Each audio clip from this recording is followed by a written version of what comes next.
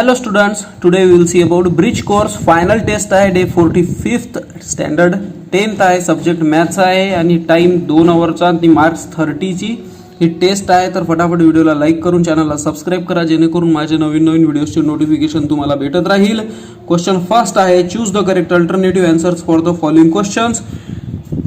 First आहे त्याच्यामध्ये which of the following is the set of natural number. Natural number म्हणजे जे पहिलेच्या लोकांनी बोटावर काउंट केलं होतं आणि बोटावर 1 2 पासून चालू केलं होतं म्हणून नॅचरल नंबर हा 1 2 पासून चालू होते. तर हा सेट आहे नॅचरल नंबरचा बी. सेकंड क्वेश्चन आहे, if p is equals to 3 then find the value of polynomial p square. -9 p ची व्हॅल्यू 3 ठेवून बघा. 3 3 जार 9, 9 - 9 0 म्हणून याचा आन्सर 0 येईल. थर्ड आहे, x + y is equals to 4 is the linear equation in two variables and when x is equals to 2 then the value of y is. x ची value 2 आहे म्हणते तर x ची व्हॅल्यू 2 ठेवून बघा. इथे +2 आहे, इथे गेल्यानंतर -2 4 - 2 2 म्हणून y ची व्हॅल्यू 2 येणार. आणि fourth, if all pairs of adjacent sides of a quadrilateral are congruent then it is called as. सर्व पेअर ऍडजसंट साइड्सचे कॉन्ग्रुएंट असेल तर त्याला म्हणतो आपण स्क्वेअर. आणि याच्यात स्क्वेअर लिहून नाही आहे. सपोज हा स्क्वेअर आहे, आता रेक्टँगल आहे पण मी एक्झाम्पलसाठी घेतला तर हा स्क्वेअर आहे. याला जर आडवं केलं आपण तर आपल्याला भेटते रॉम्बस. समजत आहे? समजायला स्क्वेअर घेतला आपण आणि याला जर आडवं केलं तर रॉम्बस. म्हणजे रॉम्बस हा स्क्वेअरच आहे पण आडवा. जसं का मंडप, लग्नाचे मंडप असते ना, आता वादळ गिदळ आला तर मंडप काय होते, वाकून जाते. तर तो पहिले स्क्वेअर होता, नंतर बनला तो रॉम्बस. ठीक आहे, तर अशा प्रकारे लक्षात ठेवू शकता तुम्ही. तर याचा आन्सर रॉम्बस असला पाहिजे. फिफ्थ आहे, how many lines are determined by 3 distinct point. 3 distinct point आपण जर घेतले तर याच्यातून जास्तीत जास्त किती लाईन निघू शकतात, तर 1 2 3 3 लाईन्स याच्यामधून निघू शकतात. तर 3 याचा आन्सर आहे. अँड लास्ट आहे sixth, if two sides of a triangle are 5 cm and 1.5 cm, the length of the third side cannot be. दोन साइड आहे, 5 आहे 1.5, तर तिसरी साइड होऊ नाही शकत म्हणते. तर हे पहा 5 त्याच्यापेक्षा लहानच आहे सर्व, म्हणजे सर्वात लांब साइड कोणती दाखवलेली आहे, 5. दुसऱ्या दोन साइडची ॲडिशन ही 5 पेक्षा जास्त होत असेल तर तो ट्रायंगल पॉसिबल आहे.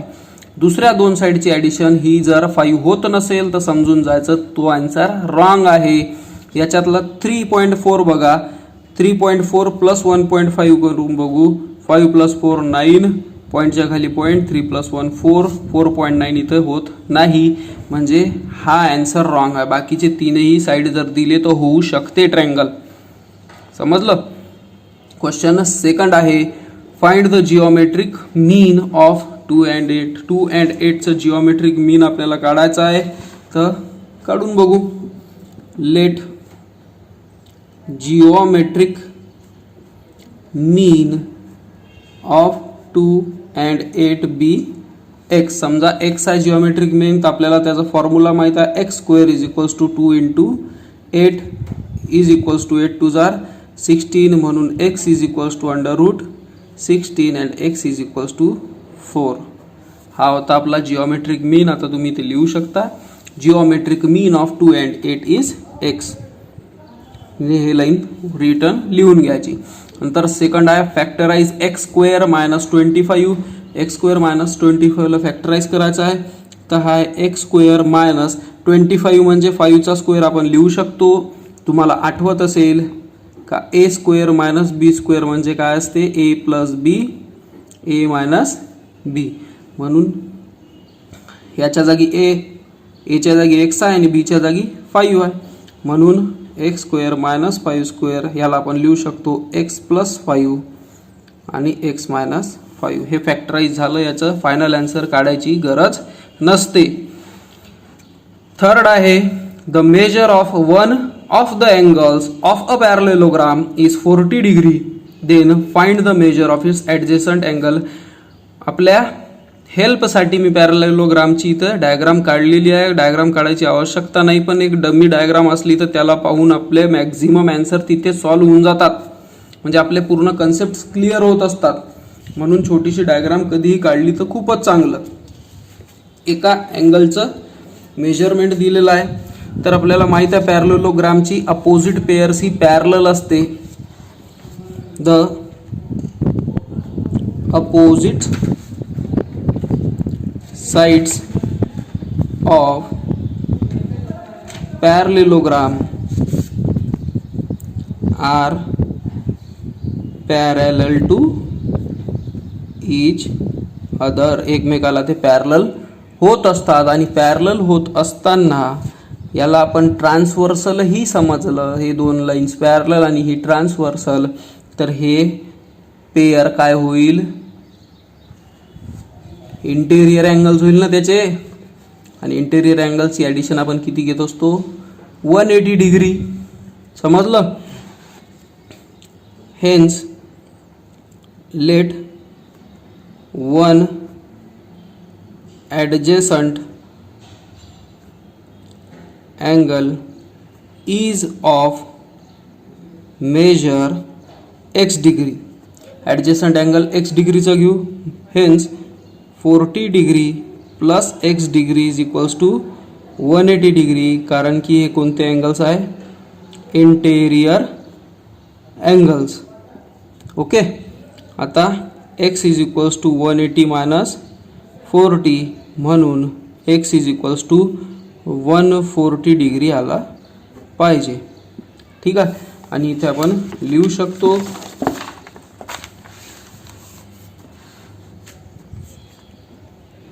the measure of adjacent angle is 140 degree. 140 degree त्याचं ॲडजेसंट अँगलचं मेजरमेंट होणार.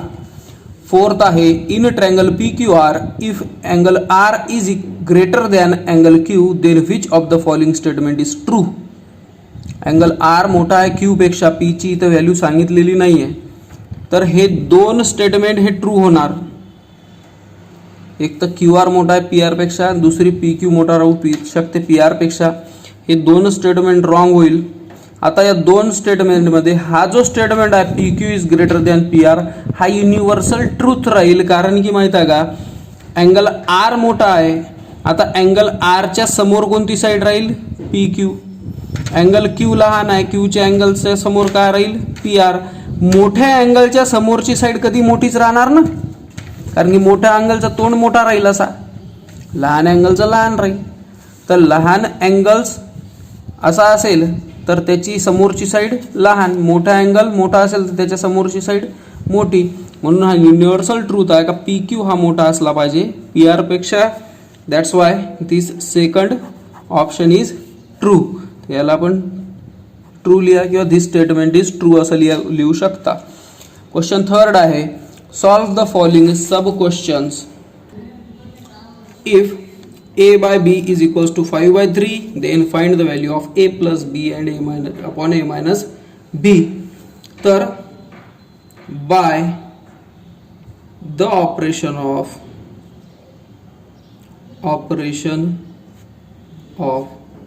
componendo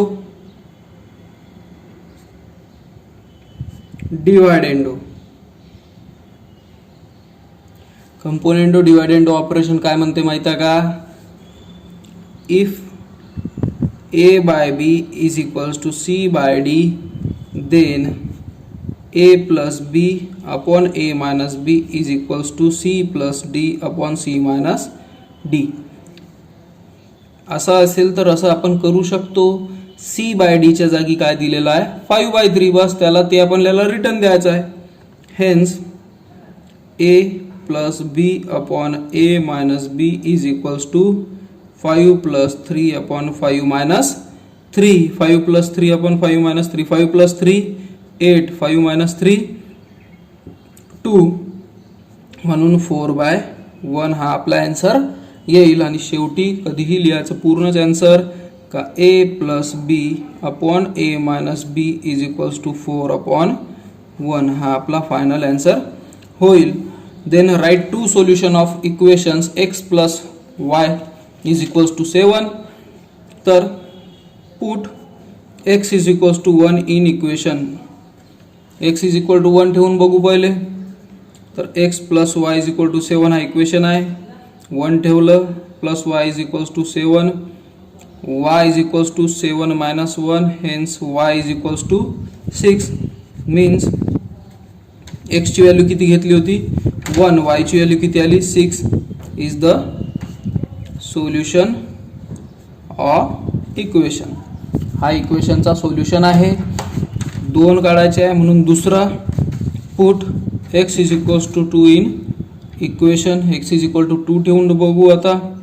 x plus y is equal to 7 हा इक्वेशन आहे. 2 plus y is equal to 7, y is equals to 7 minus 2, hence y is equals to 5. x ची value किती घेतली होती 2, y ची व्हॅल्यू किती घेतली होती 5. Is the solution of equation. अशा प्रकारे 2 सोल्युशन आपल्याला भेटलेले आहे. Then find the factors of polynomial x square minus 3x minus 28. तर या 3x चे असे फॅक्टर पाडायचे का जे इथूनही आपण काढू शकतो या साईडला आणि या साईडलाही सुद्धा आपण काढू शकतो. म्हणजे कॉमन फॅक्टर याचे निघले पाहिजे. हे कसं असू शकते तर x square minus 3x minus 28 हा आपला पॉलिनॉमियल दिलेला. x स्क्वेअर मायनस 7x आणि प्लस 4x जर घेतलं या 3x ला मायनस 3x ला आपण असं लिहू शकतो का minus 7x plus 4x. 7 minus 4 3 आणि मायनस 7 मोठी व्हॅल्यू कशा मोठा जो नंबर आहे त्याची साईन काय आहे निगेटिव्ह म्हणून याचं मायनस साईन. म्हणजे अशा प्रकारे आपण लिहू शकतो. आता याचे 2 पार्ट करू, हा 1 आणि हा 2. तर x मायनस 7 x कॉमन काढला प्लस 4 इथे कॉमन काढला x मायनस 7. समजलं. आता x प्लस 4 एका ब्रॅकेटमध्ये घेऊ आणि x मायनस 7 तो कॉमन निघालाच होता. x मायनस 7 या दोघांमधून कॉमन निघते. ठीक आहे. तशा प्रकारे याचे 2 फॅक्टर पडतात x प्लस 4 आणि x मायनस 7. नंतर आहे 4th find the value of 5 sine 30 plus 3 tan 45. तर साइन 30 ची व्हॅल्यू ठेवू आपण 1/2 5 इंटू 1/2 प्लस 3 इंटू tan 45 ची व्हॅल्यू आहे 1. सो 5 डिवायडेड बाय 2 प्लस 3 1 जार 3. याच्या न्यूमरेटर फक्त 3 आहे, डिनॉमिनेटर मध्ये काहीच नाही म्हणून क्रॉस मल्टिप्लिकेशन करू. 5 1 जार 5 प्लस 3 2 जार 6 2 1 जार 2 6 प्लस 5 11 डिवायडेड बाय 2 असा याचा आन्सर येते. नंतर आहे state in which quadrant or on which axis the following points lie. कोणत्या क्वाड्रंटमध्ये किंवा कोणत्या ॲक्सिसवर खालचे पॉइंट राहू शकतात. तर A 12 0 आहे. 12 म्हणजे x वर आहे आणि y वर 0 आहे म्हणजे हा x ॲक्सिस वर राहील. B मायनस मायनस हा 3rd क्वाड्रंट आहे.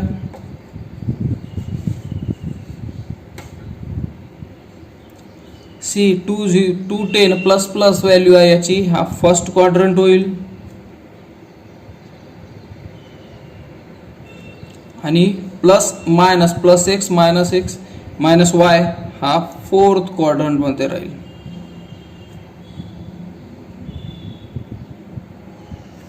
ठीक आहे. म्हणजे आपण ॲक्सिस बघतो, हा x ॲक्सिस आहे, हा y ॲक्सिस आहे.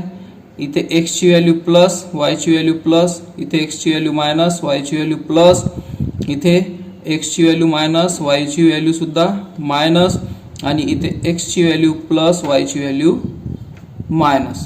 तर हे 1st quadrant, 2nd quadrant, 3rd quadrant आणि 4th क्वाड्रंट. ओके. नंतर आहे 6th question. Radius of a circle is 10 centimetre. The length of a chord of a circle is 16 centimetre. Find the distance of the chord from the centre. Diagram आपल्या हेल्पसाठी आपण काढलेली आहे. तर चला solve करू. डिस्टन्स, हा जो डिस्टन्स आहे सेंटर पासून कॉर्डचा हा आपल्याला काढायचा आहे. रेडियस 10 सेंटीमीटर आहे म्हणते आणि कॉर्ड हे 16 सेंटीमीटर आहे म्हणते. So the shortest distance is the perpendicular drawn from the center on the chord. सर्वात शॉर्टेस्ट डिस्टन्स हा परपेंडिक्युलर राहत असते. ओके, म्हणून आपण हा परपेंडिक्युलर दाखवलेला आहे याच्यामध्ये. नंतर in triangle O A P नाव देऊ याला P. Okay, in triangle O A P angle P is equals to 90 degree माहित आहे आपल्याला. ठीक आहे. नंतर O A is equals to 10 centimetre and आता A P is equals to, आता ए पी किती राहील माहिती आहे का, A B divided by 2 is equals to 16 divided by 2 is equals to 8 centimetre. हा 8 सेंटीमीटरचा राहील ए पी. काऊन राहील माहित आहे का, रिझन देऊ याला. Perpendicular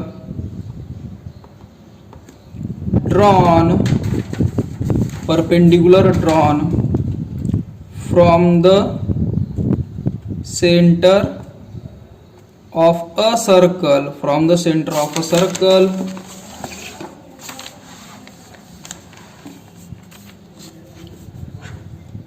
on the chord bisects the chord. समजलं का. परपेंडिक्युलर आपण जर ड्रॉ केला आणि सेंटर पासून ड्रॉ केला कॉर्ड वर, तर ती कॉर्डला बायसेक्ट करत असते. आणि बायसेक्ट करणे म्हणजे दोन इक्वल पार्ट्स करणे. म्हणून अशा प्रकारे आपण तो रिझन देऊ शकतो. कधी कधी आता याच्यामध्ये माझं एक हे मिस्टेक होऊ शकते का, हे मी पहिले लिहिलं, हे लिहायची गरज नव्हती. पहिले आपल्याला दाखवायचं होतं का A B is a chord, O A is the radius, O P is the perpendicular. हे आपल्याला स्टेटमेंट लिहायला पाहिजे होतं, ते मी विसरलो, त्याच्याबद्दल सॉरी. तर आता बघू ट्रँगल ओ ए पी मध्ये by the Pythagoras theorem O P square plus A P square, O P square plus A P square is equals to O A square by Pythagoras theorem. पायथागोरसची property आहे. O P ची value किती आहे, O P ची value माहित नाही आपल्याला. AP ची व्हॅल्यू आत्ताच काढली आपण. हे बघा, एओ 10 आणि एपी 16 डिवायडेड बाय 2 आत्ताच काढलं 8. म्हणून हायपोटेनसचा आहे 10 चा स्क्वेअर आणि नंतर आहे एपी 8 सेंटीमीटर. तर एपी 8 चा स्क्वेअर आणि ओपी चा स्क्वेअर आपल्याला माहित नाही. तर OP square is equals to 10 चा स्क्वेअर 100, 8 चा square 64. OP square is equals to 636. Okay, hence OP is equals to root 36 is equals to 6 centimeter. Hence the distance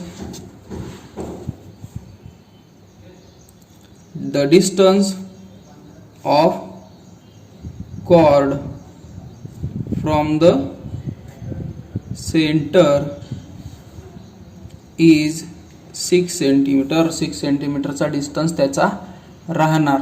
okay, नंतर आहे question 7th. In the adjoining figure line L parallel to line M and N to P. N P हे parallel आहे म्हणते आणि L M हे parallel आहे. Find A B C from the given measures of angle. A B आणि C यांची measurement आपल्याला काढायची आहे म्हणते. तर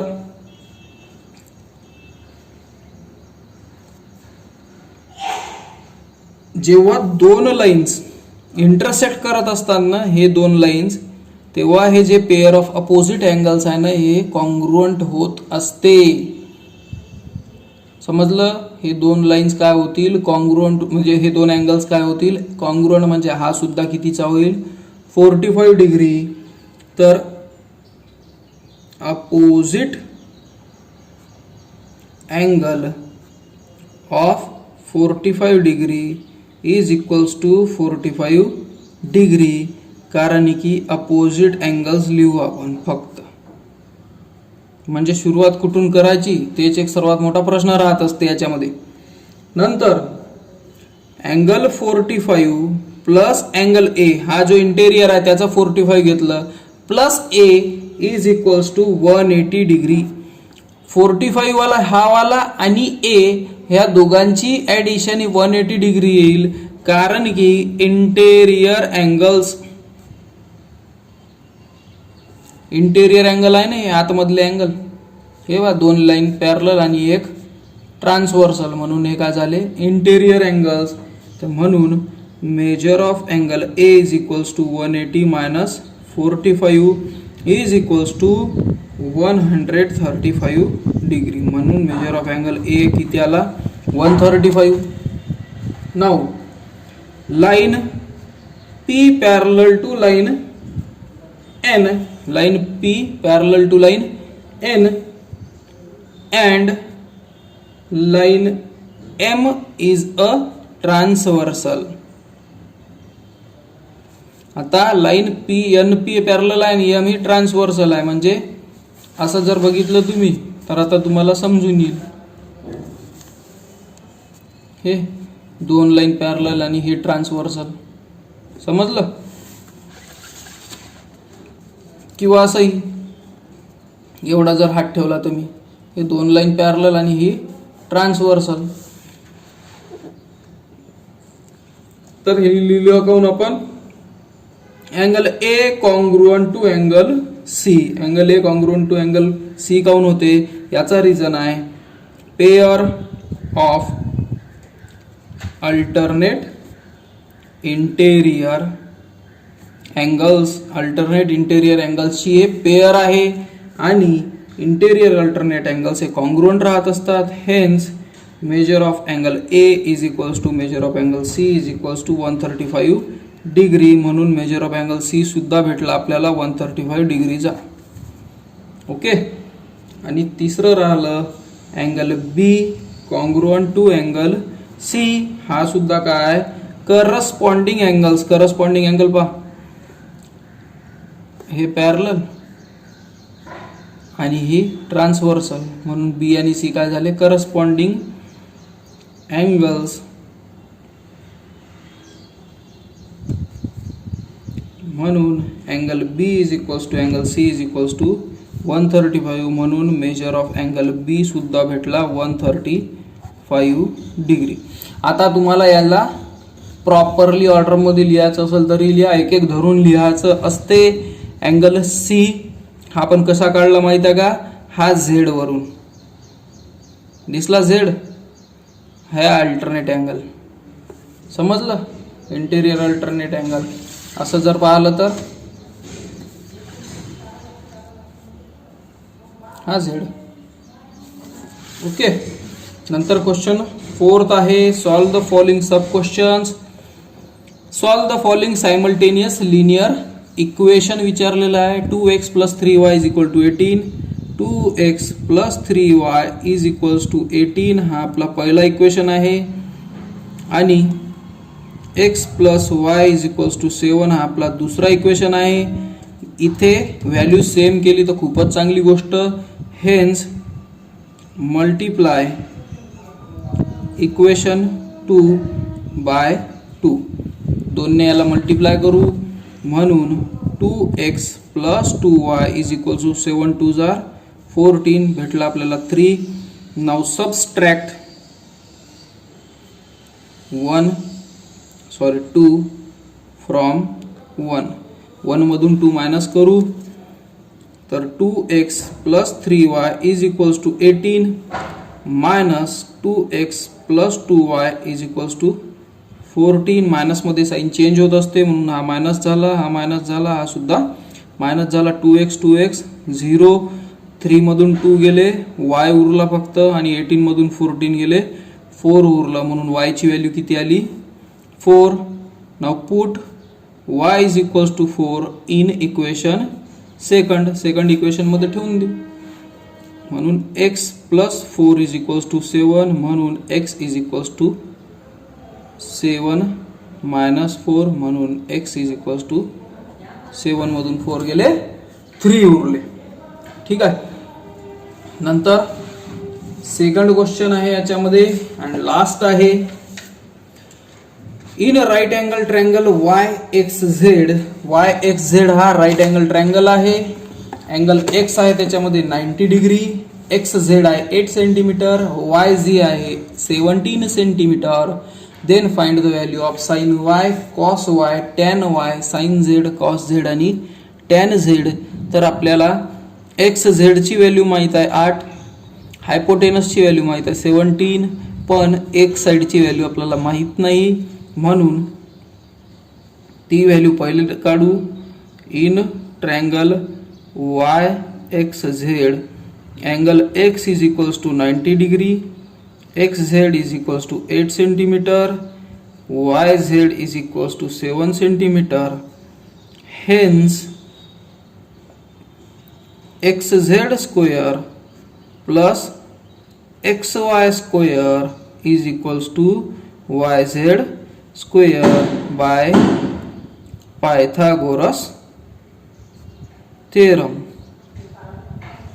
Now XZ square 8 square, XY square माहित नाही, XY स्क्वेअरच काढायचा आहे.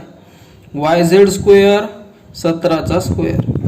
नाउ XY याचा whole square is equals to 17 square minus 8 square. आता इथे प्लस 8 होता, इकडे घेतल्यानंतर मायनस 8 स्क्वेअर केला.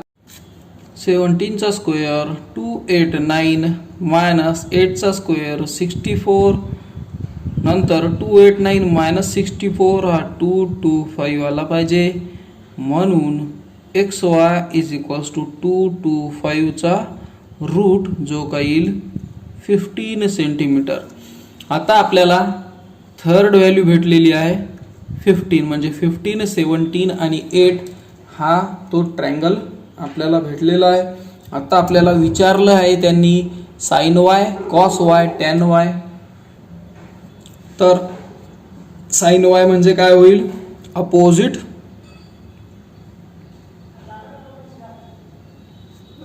Side upon hypotenuse.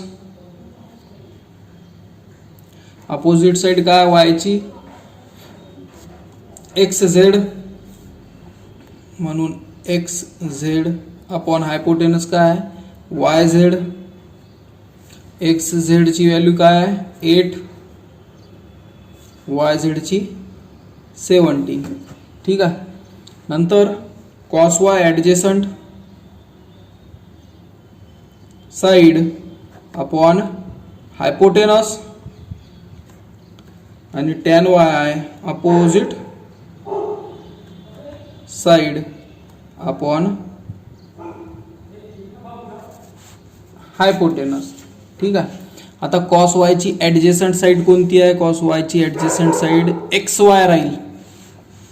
तर XY हायपोटेनस तर माहिती आहे आपल्याला YZ. XY ची व्हॅल्यू किती आहे 15 अपॉन YZ ची व्हॅल्यू 17. नंतर अपोजिट साइड y ची हे अपोजिट साइड इथेच लिहून आहे XZ ज्याची किंमत आहे 8 आणि ॲडजेसंट आपल्याला माहित नव्हती ते नंतर काढली आपण जी काय आहे 15. ठीक आहे. अशाच प्रकारे जर याचं शॉर्टकट होत असेल, रिडक्शन होत असेल तर रिड्यूस करायचं शॉर्टेस्ट फॉर्म मध्ये. नंतर विचारलेलं आहे sine Z, cos Z, tan Z. हे आता लिहून टाकतो मी शॉर्टकट मध्ये. Opposite upon hypotenuse, adjacent upon hypotenuse आणि अपोजिट अपॉन ॲडजेसंट पाहिजे होते इथं, सॉरी. ठीक आहे. Opposite upon adjacent. झेडची अपोजिट एक्स वाय, म्हणून झेडची अपोजिट एक्स वाय, झेडची अपोजिट एक्स वाय. झेडची ॲडजेसंट हे झेड, याची ॲडजेसंट एक्स झेड, म्हणून adjacent X Z, adjacent X Z. आणि हायपोटेनस तर आपल्याला माहीतच आहे वाय झेड, म्हणून वाय झेड वाय झेड. ठीक आहे. एक्स वायची व्हॅल्यू 15, वाय झेडची व्हॅल्यू 17, एक्स झेडची व्हॅल्यू 8, वाय झेडची व्हॅल्यू 17, एक्स वायची व्हॅल्यू 15 आणि एक्स झेडची व्हॅल्यू 8 सेंटीमीटर. तर अशा प्रकारे आपली कंप्लीट फायनल टेस्ट होती. तर व्हिडिओ कसा लागला, कसा वाटला तुम्हाला ते मला व्हिडिओमध्ये कमेंटमध्ये नक्कीच कळवा. आणि खूप वेळेपासून बडबड करत आहो म्हणून आता माझे शब्दसुद्धा आता म्हणजे जीभही पलटत नाही आहे माझी. ओके. तर 15 ऑगस्टच्या नंतर आपण चालू करणार आहोत रेग्युलर कोर्स आपला. आणि मी सायन्स घेणार आहोत. हा मॅथ तर मी असाच बनवला. सायन्स हा रेग्युलर कोर्स चालू करणार आहोत. तर व्हिडिओसोबत माझ्या चॅनलसोबत कॉन्टॅक्टमध्ये राहा. पूर्ण व्हिडिओ बघितल्याबद्दल थँक्यू. भेटू आपण नेक्स्ट व्हिडिओमध्ये. Till then bye.